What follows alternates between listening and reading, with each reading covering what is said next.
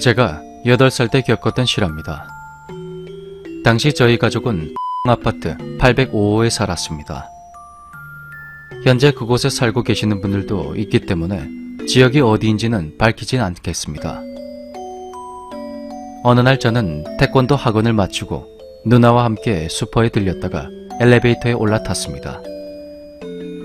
8층을 누르고 엘리베이터가 서서히 움직였는데 갑자기 지직거리는 소리와 함께 평소보다 천천히 올라가는 것 같더군요.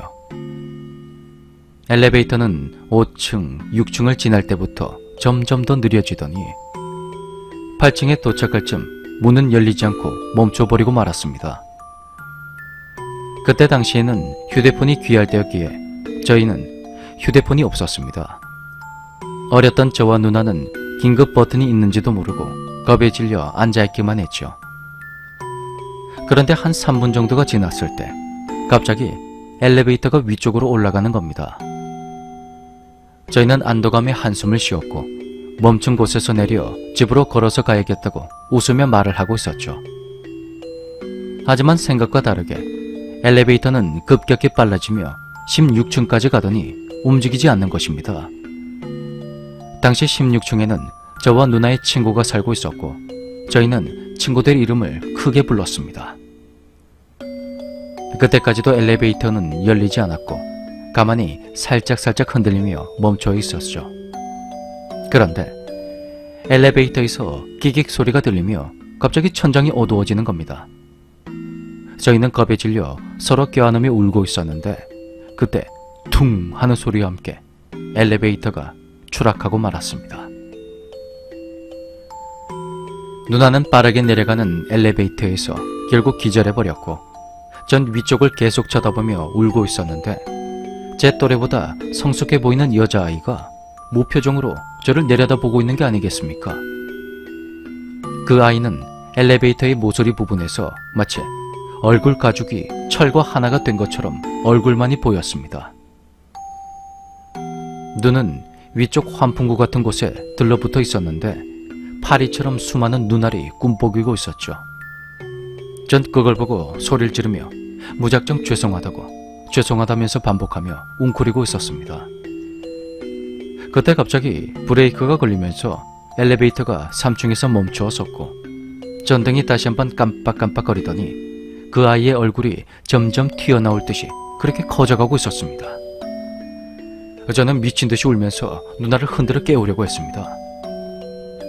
한 2분 정도 지났을까.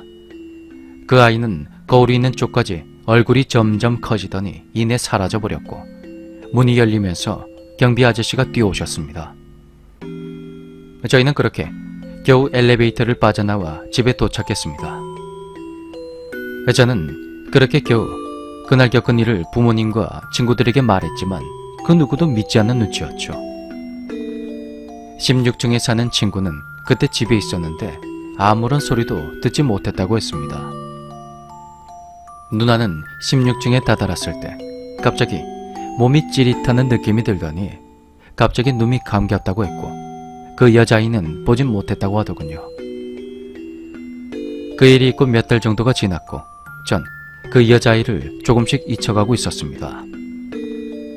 전 밤늦도록 친구들과 놀이터에서 놀다 집에 들어갔는데 그날따라 엘리베이터 사건이 생생하게 떠오르는 겁니다.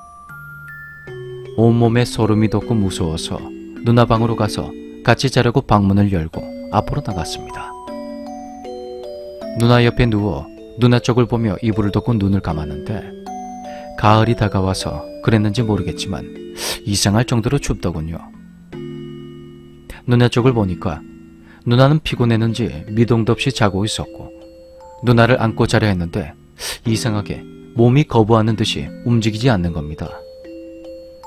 잠시 뒤척이다 잠이 오지 않자 전 물을 좀 마시려고 부엌으로 갔습니다. 누나 방으로 올 땐 보이지 않던 정수기의 불빛이 절 반겨주듯이 환하게 빛나고 있었습니다. 좀 이상한 기분이 들었지만 기분 좋게 물을 마시고 거실에 앉아 TV를 보기 위해 리모컨을 찾고 있었습니다. 거실 바닥에는 털로 된 전기장판이 깔려 있었는데 소파 아래까진 길이가 닿지 않아서 소파 아래는 방바닥이었죠. 전 리모컨을 찾아 TV를 켰고 평소라면 바로 투니버스로 채널을 돌렸을 텐데 신기하게도 저는 SBS 채널을 눌러 틀었습니다. TV에서는 새벽 2시라는 멘트가 나오면서 치치직거리며 왜 정규 방송이 끝나면 나오는 그 화면이 보이는 거였습니다. 그런데 뭔가 이상했습니다. 제가 집에 들어와서 씻고 누나 방을 갈 때쯤 그때 문득 시계를 보니까 시계는 11시를 가리키고 있었고 잠시 뒤척거리다 방에서 나와 물을 마시고 TV 앞에 앉았는데 그 사이가 3시간이나 지난 것이었죠. 순간 저는 공포에 질려 리모컨으로 버튼을 계속 올렸습니다. 그때 이상하게 누나 방으로 눈길이 갔습니다. 제가 나올 때 문을 닫은 건지 열어놓은 건지 모르겠지만 방문이 열려 있더군요. 보통 집에 불을 모두 꺼놓더라도 TV를 틀면 그 밝기 때문에 웬만하면 집안이 다 보이지 않나요? 분명 거실에서 그리 멀지 않은 누나 방도 보여야 정상인데 그날따라 보이지 않는 겁니다. 뭔가 이상한 생각이 들어서 누나 방으로 가서 누나를 계속 깨웠지만 누나는 일어나지 않았습니다. 그리고 정말 이상하게도 평소보다 춥고 어두운 느낌이 들었던 저는 무서워서 바로 방 밖으로 나와버렸습니다. 그렇게 저는 다시 TV를 쳐다봤는데 제가 계속 올려서 40번을 훌쩍 넘겨야 했을 그 채널이 또다시 SBS 채널로 돌아와 있는 겁니다. 전 너무 당황해서 리모컨을 떨어뜨려 버렸죠. 근데 소파에서 리모컨을 떨어뜨렸으면 보통 탁하고 둔탁한 소리가 나야 하는데 그 소리가 나지 않았습니다. 그리고 보이지 않는 겁니다.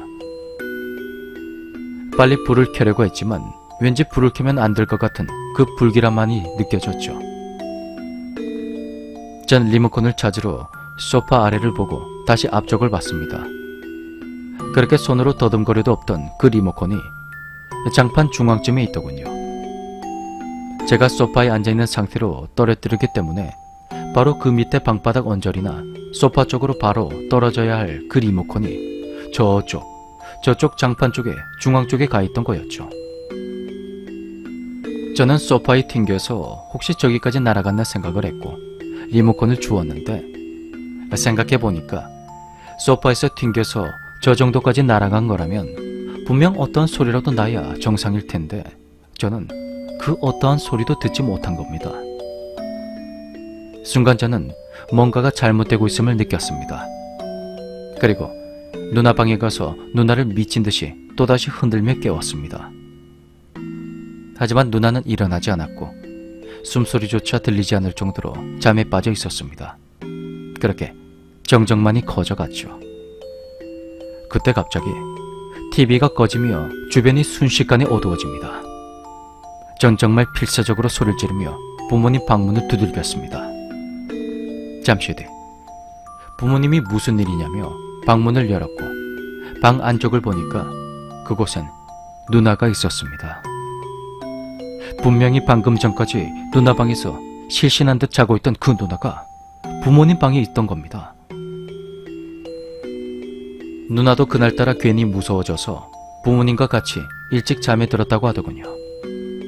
불을 모두 켜고 바로 누나 방으로 가봤지만 누나는 없었고 TV를 켜봤는데 분명히 SBS 채널에서 꺼졌던 그 TV는 투니버스 채널을 비추고 있었습니다. 시계를 보니까 4시가 좀 넘은 시각이었죠. 전 온몸을 덜덜 떨면서 부모님과 누나에게 그 상황들을 설명을 했지만 모두 허탈한 웃음만 짓더군요. 전 지금까지도 그때 그 엘리베이터에서 봤던 여자아이와 유난히 추웠던 그날 밤 떨어뜨리자마자 사라졌다 나타난 그 리모컨, 아직도 그 일들을 생생하게 기억하고 있습니다. 그리고 정말 절대로 잊을 수 없는 것은 누나 방에서 자고 있던 누나와 똑같이 생긴 그 사람 말입니다. 분명히 우리 누나였는데 대체 무엇이었을까요? 그것은